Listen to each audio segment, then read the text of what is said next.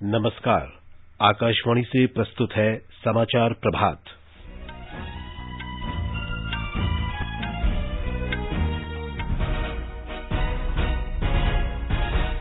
प्रधानमंत्री नरेंद्र मोदी आज हैदराबाद में स्टैच्यू ऑफ इक्वलिटी का लोकार्पण करेंगे।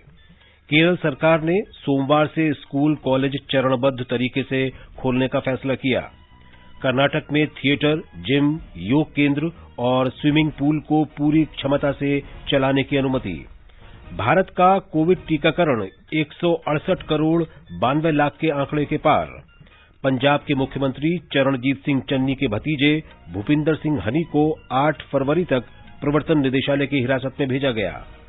जम्मू कश्मीर के श्रीनगर में सुरक्षा बलों के साथ मुठभेड़ में 2 आतंकवादी ढेर और आईसीसी अंडर 19 क्रिकेट विश्व कप का फाइनल आज भारत और इंग्लैंड के बीच।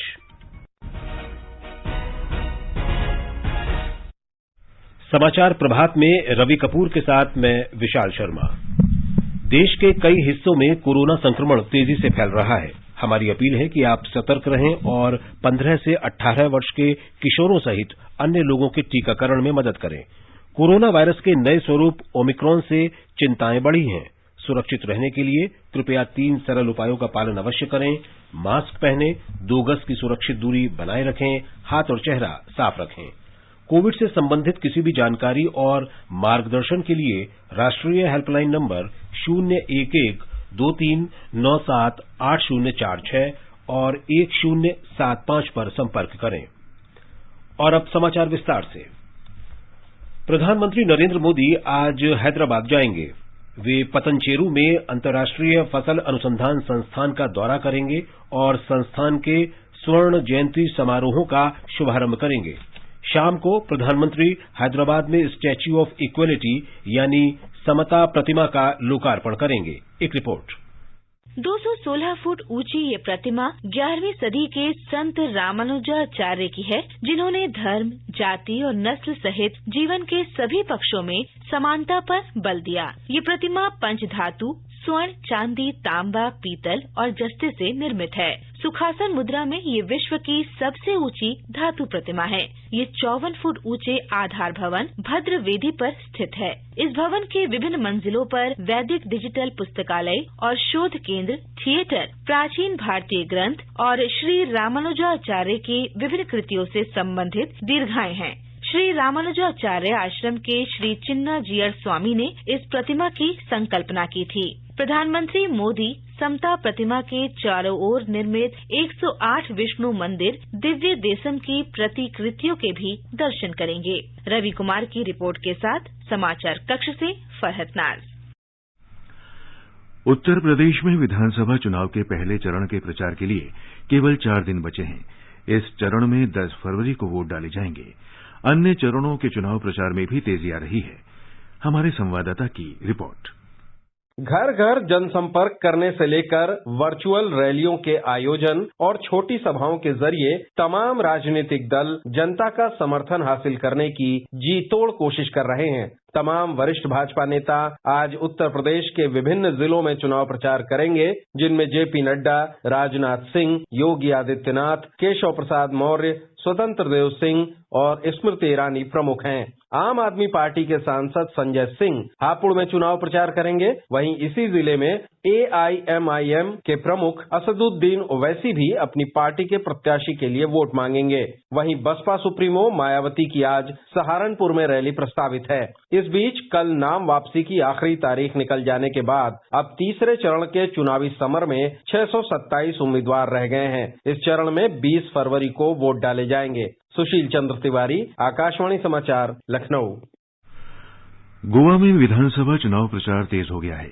भारतीय जनता पार्टी, कांग्रेस, तृणमूल कांग्रेस और आम आदमी पार्टी सहित विभिन्न दलों के नेता जनसभाओं को संबोधित कर रहे हैं। गोवा में एक ही चरण में इस महीने की 14 तारीख को मतदान होना है। हमारे संवाददाता ने बताया है कि सत्तारूढ़ भारतीय जनता पार्टी और मुख्य विपक्षी दल कांग्रेस चुनाव में पूर्ण बहुमत पाने का दावा कर रहे हैं।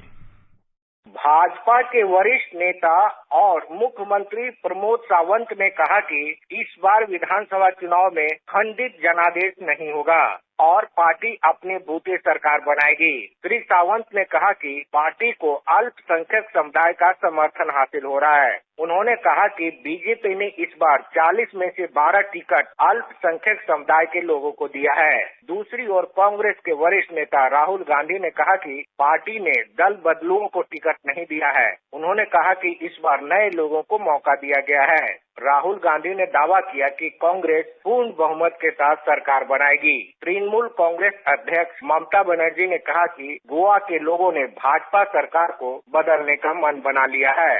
आम आदमी पार्टी के अरविंद केजरीवाल ने आलोचना करते हुए कहा कि कांग्रेस पार्टी के जो विधायक चुने जाते हैं वे चुनाव परिणाम के बाद भाजपा में शामिल हो जाते हैं। श्री केजरीवाल ने लोगों से सोच समझकर वोट देने की अपील की। आकाशवाणी समाचार के लिए पणजी, गोवा से कृष्ण कुमार लाल। पंजाब के मुख्यमंत्री चरणजीत सिंह चन्नी के भतीजे भूपिंदर सिंह हनी को 8 फरवरी तक प्रवर्तन निदेशालय की हिरासत में भेज दिया गया है। प्रवर्तन निदेशालय ने उन्हें अवैध बालू खनन मामले में दिन भर की पूछताछ के बाद बृहस्पतिवार की रात गिरफ्तार किया था। प्रवर्तन निदेशालय ने धन शोधन और अवैध खनन मामले में हनी और उसके साथियों के कई ठिकानों पर छापे मारे। जम्मू कश्मीर में श्रीनगर के जाकुरा इलाके में आज सुबह सुरक्षा बलों के साथ मुठभेड़ में 2 आतंकवादी मारे गए। पुलिस ने बताया कि ये आतंकी संगठन लश्कर-ए-तैयबा टीआरएफ से जुड़े थे।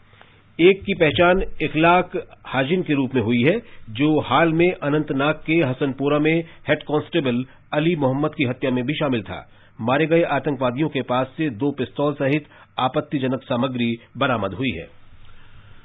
वित्त मंत्रालय ने 17 राज्यों को 9,871 करोड़ रुपए का अंतरण के बाद राजस्व घाटा अनुदान पीडीआरडी जारी किया है। ये राज्यों को जारी पीडीआरडी अनुदान की 11वीं किस्त है। वित्त मंत्रालय ने बताया कि राज्यों के राजस्व घाटा अंतर की भरपाई के लिए 15वें वित्त आयोग की सिफारिशों के अनुरूप ये अनुदान जारी किया जाता है। 15वें वित्त आयोग ने वित्तीय वर्ष 2021-22 में 17 राज्यों को 1,18,452 करोड़ रुपए की पीडीआरडी अनुदान की सिफारिशें की हैं और इसे समान मासिक किस्तों में जारी किया जा रहा है। राजस्व सचिव तरुण बजाज ने कहा है कि सरकार ने विनिर्माण क्षेत्र में 15% की रियायती कर दर 2024 तक बढ़ा दी है और इसलिए उद्योग जगत को विनिर्माण क्षेत्र में निवेश बढ़ाना चाहिए। उन्होंने कहा कि ग्रीन फील्ड विनिर्माण केंद्र स्थापित करने वाली कंपनियों को 15% कर लाभ देने के लिए सरकार ने एक समय सीमा निश्चित की है और कंपनियों को ये सीमा समाप्त होने से पहले ही ग्रीन फील्ड विनिर्माण केंद्र स्थापित कर लेना चाहिए। राजस्व सचिव ने बजट के बाद उद्योग संगठन एसोचैम के सम्मेलन में आशा व्यक्त की कि कर की दरें आसान बनी रहेंगी क्योंकि अर्थव्यवस्था पटरी पर लौट रही है। विदेश मंत्री डॉक्टर सुब्रमण्यम जयशंकर ने कहा है कि अगले 6 महीनों में देश में ई पासपोर्ट सेवा शुरू हो जाएगी।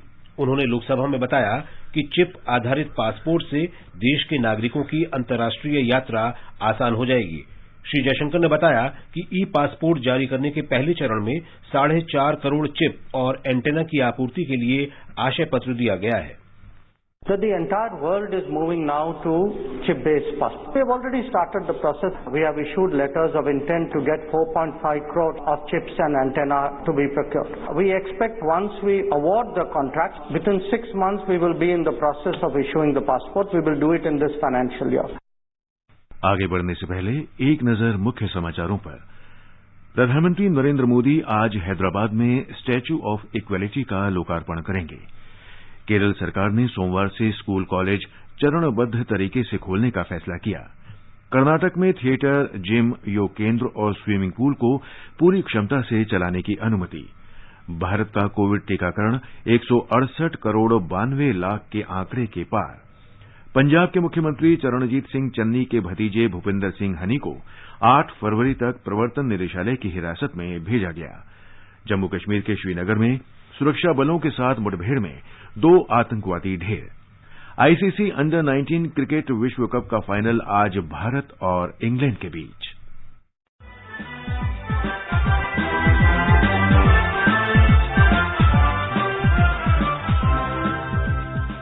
हमारा देश आजादी के 75वें साल का जश्न मना रहा है और इसकी झलक अनेक जगह अनेक आयोजनों पर दिखाई देती है, लेकिन सबसे अधिक इसका प्रभाव दिखा इस वर्ष के 26 जनवरी परेड यानी राजपथ पर। विशेषकर अचंभित कर दिया बीएसएफ यानी बॉर्डर सिक्योरिटी फोर्स की जाबाज महिला टुकड़ी ने अपने मोटर बाइक पर किए करतबों से। सीमा भवानी एक ऐसी महिला टुकड़ी जिनके आत्मशक्ति, आत्मबल और देशभक्ति का जज्बा उनके कारनामों में स्पष्ट दिखा। आकाशवाणी के संवाददाता आनंद श्रीवास्तव ने इन साहसी महिलाओं से बातचीत की, जिसे हम 2 भाग में आप तक पहुंचा रहे हैं। उनकी बातें, उनके अनुभव, उन्हीं की जुबानी आप सुन सकेंगे शनिवार और रविवार यानी 5 फरवरी और 6 फरवरी को रात्रि ठीक 9:30 बजे।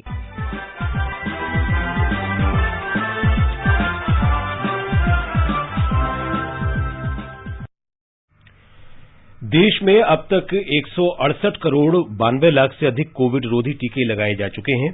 केंद्रीय स्वास्थ्य मंत्रालय ने बताया कि इनमें 94 करोड़ 76 लाख टीके पहली डोज के रूप में और 72 करोड़ 72 लाख दूसरी डोज के रूप में लगाए गए। कल 42 लाख से अधिक टीके लगाए गए। मंत्रालय ने बताया कि पात्र श्रेणी के लोगों को अब तक 1 करोड़ 43 लाख से अधिक एहतियाती डोज लगाई गई हैं। अब तक 4 करोड़ 87 लाख किशोरों को पहली डोज और 45 लाख से अधिक को दूसरी डोज लगाई जा चुकी है। स्वास्थ्य मंत्रालय ने कहा है कि 34 राज्यों और केंद्र शासित प्रदेशों में कोरोना संक्रमण दर में गिरावट आ रही है। मंत्रालय में संयुक्त सचिव लव अग्रवाल ने कहा है कि 16 राज्यों और केंद्र शासित प्रदेशों में 100% पात्र लोगों को पहला टीका लगाया जा चुका है। उन्होंने कहा कि 4 राज्यों और केंद्र शासित प्रदेशों में टीकाकरण की दर 96 से 99% के बीच है। मंत्रालय ने कहा कि महामारी की स्थिति में सुधार हुआ है और संक्रमण में कमी आई है। 268 जिलों में संक्रमण दर 5% से नीचे है। केरल में कोविड संक्रमण में कमी को देखते हुए स्कूल और कॉलेज चरणबद्ध तरीके से खोले जाएंगे। 10वीं और 12वीं कक्षा के विद्यार्थियों की नियमित कक्षाएं सोमवार से फिर शुरू होंगी और कॉलेज भी सोमवार से ही खुलेंगे। नर्सरी और 1 से 9वीं तक की कक्षाएं 14 फरवरी से शुरू होंगी। एक रिपोर्ट। राज्य में कल कोविड समीक्षा बैठक हुई। इसमें फैसला किया गया कि कोविड के लक्षण वाले अंतर्राष्ट्रीय यात्रियों के लिए संक्रमण की जांच और 7 दिन का पृथकवास अनिवार्य होगा। प्रतिबंधों में ढील के साथ रविवार का लॉकडाउन जारी रहेगा। धार्मिक स्थलों पर केवल 20 लोगों की अनुमति होगी।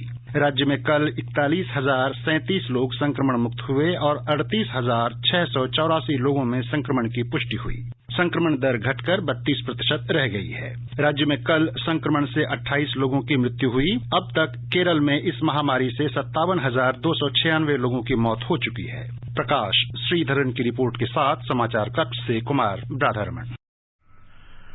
कर्नाटक में थिएटर, जिम, योग केंद्र और तरणताल पूरी क्षमता के साथ खोलने की अनुमति दे दी गई है। मुख्यमंत्री बासवराज बोम्मई की अध्यक्षता में स्वास्थ्य मंत्री, वरिष्ठ अधिकारियों और तकनीकी सलाहकार समिति के प्रतिनिधियों की बैठक में ये फैसला लिया गया। स्वास्थ्य मंत्री के सुधाकर ने बताया कि ये निर्णय कोविड संक्रमण की वर्तमान स्थिति में कमी और अस्पतालों में संक्रमितों की घटती संख्या को देखते हुए लिया गया है। गुजरात में कल 6,097 लोगों में कोरोना संक्रमण की पुष्टि हुई। अहमदाबाद में 1,985 और वडोदरा में 1,215 लोग संक्रमित मिले। राज्य में कल 2,34,350 कोविड रोधी टीके लगाए गए। राज्य में अब तक 9 करोड़ 92 लाख से अधिक टीके लगाए जा चुके हैं। राजधानी दिल्ली में कोरोना प्रतिबंधों में ढील दी गई है। आपदा प्रबंधन प्राधिकरण की बैठक में कल निर्णय लिया गया कि राजधानी में 7 फरवरी से स्कूल खोले जाएंगे। सबसे पहले 9वीं से 12वीं तक के विद्यार्थियों को स्कूल बुलाया जाएगा। कोचिंग संस्थान के साथ साथ सभी कॉलेज दोबारा खुल जाएंगे। इसके साथ ही सभी दफ्तरों को 100% क्षमता के साथ खोले जाने की अनुमति दी गई है।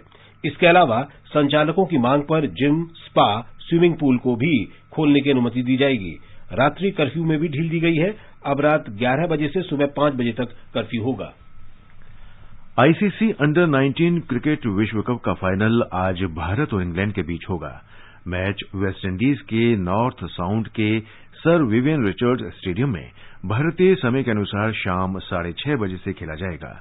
भारतीय टीम लगातार चौथी बार टूर्नामेंट के फाइनल में पहुंची है।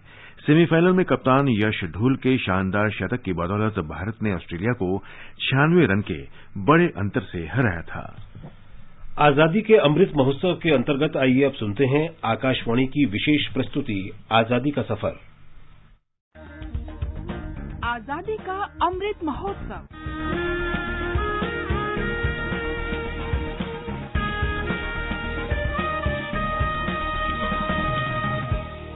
आजादी का सफर आकाशवाणी के साथ। भारत का गौरवशाली स्वतंत्रता संग्राम आधुनिक विश्व के अब तक के सबसे बड़े संघर्षों में से एक है। आकाशवाणी समाचार आपके लिए प्रतिदिन इस संग्राम की एक झलक लेकर आता है।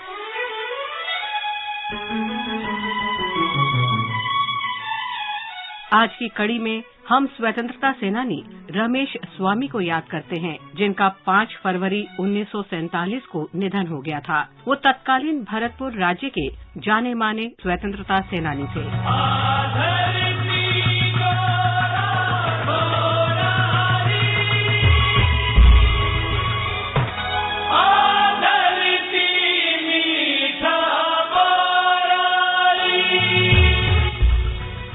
पेशे से शिक्षक रमेश स्वामी 1937 में भरतपुर प्रजा परिषद के सक्रिय सदस्य बने। उन्होंने एक जिम्मेदार सरकार के लिए लोगों को संगठित करने की गतिविधियों में भाग लिया और भरतपुर शासक के खिलाफ सत्याग्रह आयोजित करने के लिए राज्य के सभी हिस्सों की यात्रा की। मई 1939 में उन्होंने भरतपुर प्रजा परिषद के नेतृत्व में आयोजित सत्याग्रह में भाग लिया। परिणाम स्वरूप उन्हें हिरासत में ले लिया गया। 1942 में रमेश स्वामी ने भरतपुर राज्य में भारत छोड़ो आंदोलन में हिस्सा लिया और उन्हें भारत रक्षा नियमों के तहत गिरफ्तार कर कुछ समय के लिए जेल में डाल दिया गया।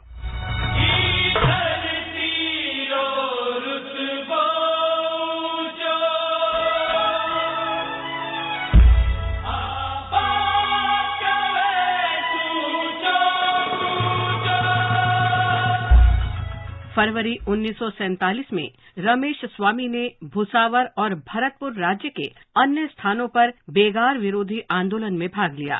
इस आंदोलन के खिलाफ पुलिस ने कई जगह क्रूरतापूर्ण कार्रवाई की। रमेश स्वामी को वहां जाने से रोका गया और उन्हें बस में नहीं बैठने दिया गया। विरोध स्वरूप सत्याग्रही बस के आगे लेट गए। पुलिस के आदेश पर सत्याग्रहियों को निर्ममता से कुचलते हुए बस आगे बढ़ी। रमेश स्वामी और कई अन्य लोगों की मौके पर ही मौत हो गई। हम इन सभी महान शहीदों को नमन करते हैं।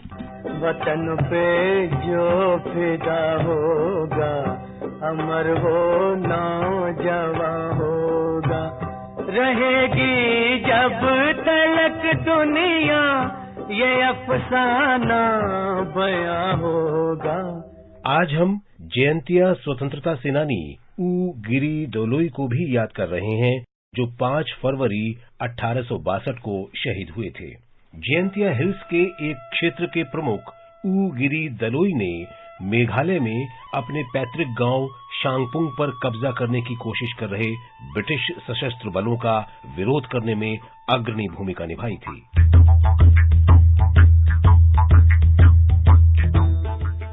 अंग्रेजों द्वारा जयंतिया लोगों के साथ दुर्व्यवहार और उन पर आवाज कर तथा आयकर लगाने के कारण जयंतिया क्षेत्र में अशांति पैदा हो गई थी। जयंतिया लोगों ने हथियार उठा लिए। ऊ गिरी डोलोई ने अपने योद्धाओं के साथ बहादुरी से लड़ाई लड़ी और शहीद हुए। हम इस महान जयंतिया स्वतंत्रता सेनानी को सलाम करते हैं।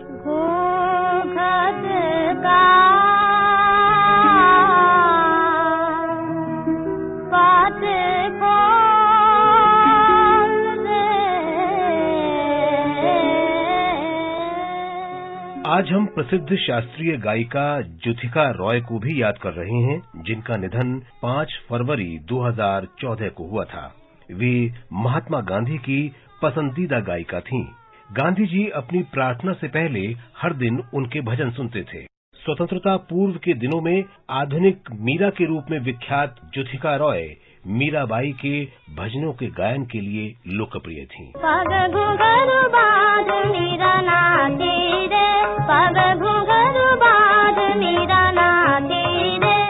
ज्योथिका रॉय ने जब आकाशवाणी से पहली बार गाया तब वे केवल 7 साल की थीं। काजी नजरुल इस्लाम उनके पहले गुरु थे। 1946 में गांधी जी ने उन्हें बंगाल में सांप्रदायिक तनाव के अशांत दिनों के दौरान कलकत्ता में अपने भाषण से ठीक पहले भजन गाने के लिए कहा। 15 अगस्त 1947 को जवाहरलाल नेहरू ने उनसे आकाशवाणी पर गाने के लिए उनके कार्यक्रम के 15 मिनट का समय समाप्त होने के बाद भी तब तक गाना जारी रखने का अनुरोध किया जब तक कि वे झंडा न फहरा दें। ज्योतिका रॉय ने हिंदी और बंगाली के अलावा कई अन्य भाषाओं जैसे उर्दू और तमिल में भी गाया। इस प्रसिद्ध शास्त्रीय गायिका को हमारी भावभीनी श्रद्धांजलि।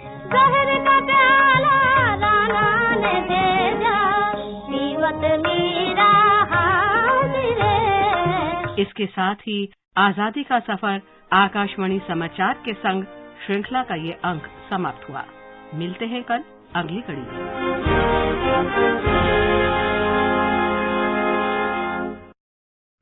आकाशवाणी समाचार सुनते रहें और आजादी के अमृत महोत्सव में हमारे साथ शामिल रहें।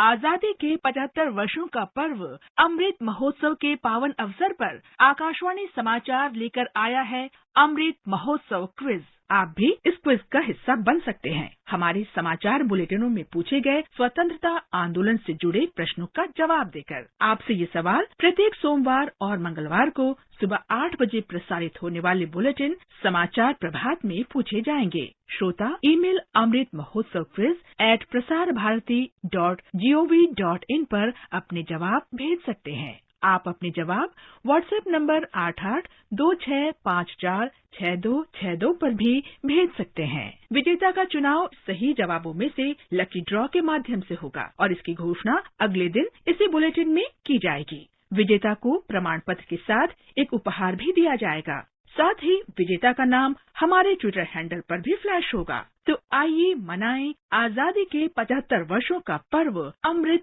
महोत्सव आकाशवाणी समाचार के साथ।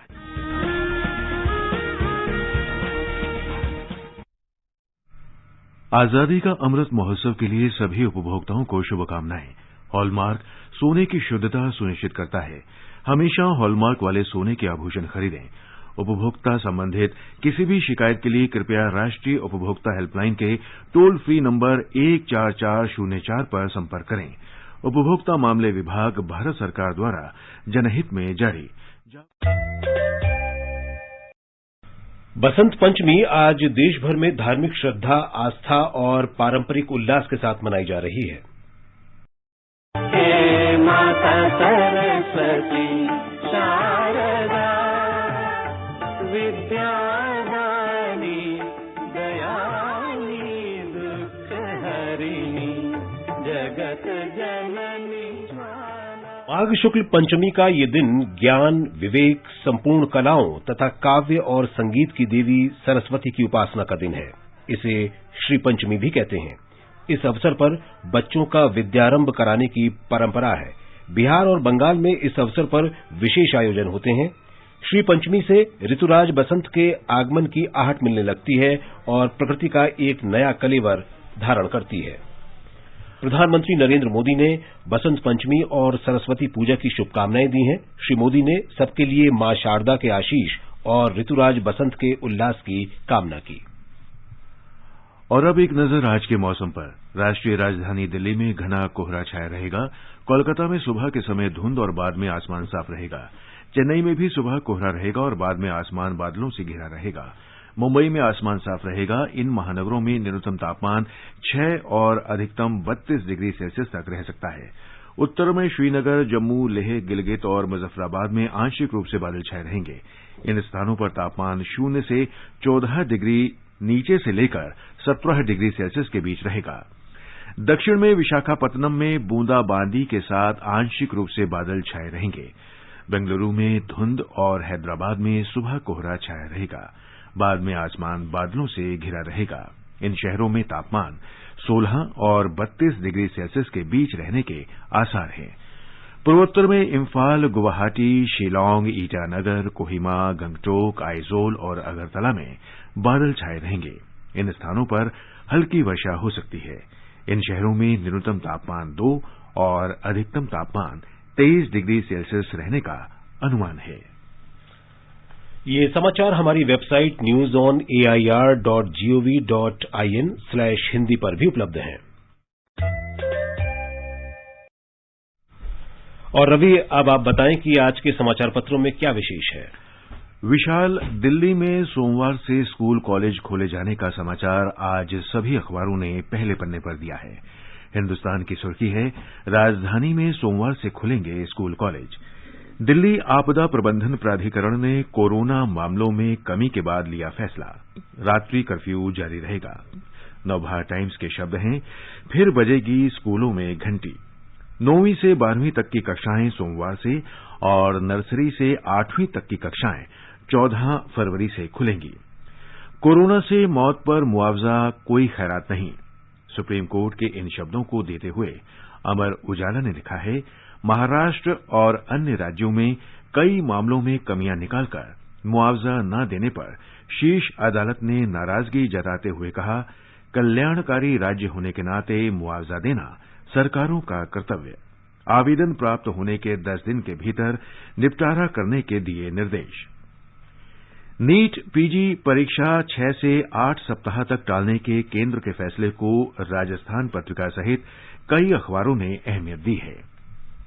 अब छात्रों को पढ़ाया जाएगा विदेश नीति का पाठ, राष्ट्रीय सहारा के मुख्य पृष्ठ पर है। पत्र लिखता है, आजादी के अमृत महोत्सव के अंतर्गत विदेश मंत्रालय के अधिकारी देश भर के उच्च संस्थानों में छात्रों को विदेश नीति का क ख ग सिखाएंगे। अवकाश प्राप्त राजदूतों को दी जाएगी ये जिम्मेदारी। प्राइवेट सेक्टर की नौकरियों में स्थानीय युवाओं को 75% आरक्षण के कानून पर पंजाब और हरियाणा हाईकोर्ट के रोक लगाने के फैसले को राज्य सरकार ने सुप्रीम कोर्ट में दी चुनौती। दैनिक ट्रिब्यून की खबर है, चीन की आक्रामकता के खिलाफ अमेरिका ने भारत से जताई एकजुटता। इसे देते हुए जनसत्ता ने लिखा है, गलवान घाटी में भारतीय सैनिकों पर हमला करने वाले चीनी सैन्य अधिकारी को शीतकालीन पेचिंग ओलंपिक में मशाल वाहक बनाए जाने पर अमेरिका ने कहा, वो चीन की आक्रामकता के खिलाफ भारत के साथ खड़ा है। और अब अंत में मुख्य समाचार एक बार फिर। प्रधानमंत्री नरेंद्र मोदी आज हैदराबाद में स्टैच्यू ऑफ इक्वलिटी का लोकार्पण करेंगे। केरल सरकार ने सोमवार से स्कूल कॉलेज चरणबद्ध तरीके से खोलने का फैसला किया। कर्नाटक में थिएटर, जिम, योग केंद्र और स्विमिंग पूल को पूरी क्षमता से चलाने की अनुमति। भारत का कोविड टीकाकरण 168 करोड़ 92 लाख के आंकड़े के पार। पंजाब के मुख्यमंत्री चरणजीत सिंह चन्नी के भतीजे भूपिंदर सिंह हनी को 8 फरवरी तक प्रवर्तन निदेशालय की हिरासत में भेजा गया। जम्मू कश्मीर के श्रीनगर में सुरक्षा बलों के साथ मुठभेड़ में 2 आतंकवादी ढेर। और आईसीसी अंडर 19 क्रिकेट विश्व कप का फाइनल आज भारत और इंग्लैंड के बीच। बसंत पंचमी आज देश भर में धार्मिक श्रद्धा, आस्था और पारंपरिक उल्लास के साथ मनाई जा रही है। इसके साथ ही समाचार प्रभात का ये अंक समाप्त हुआ। नमस्कार।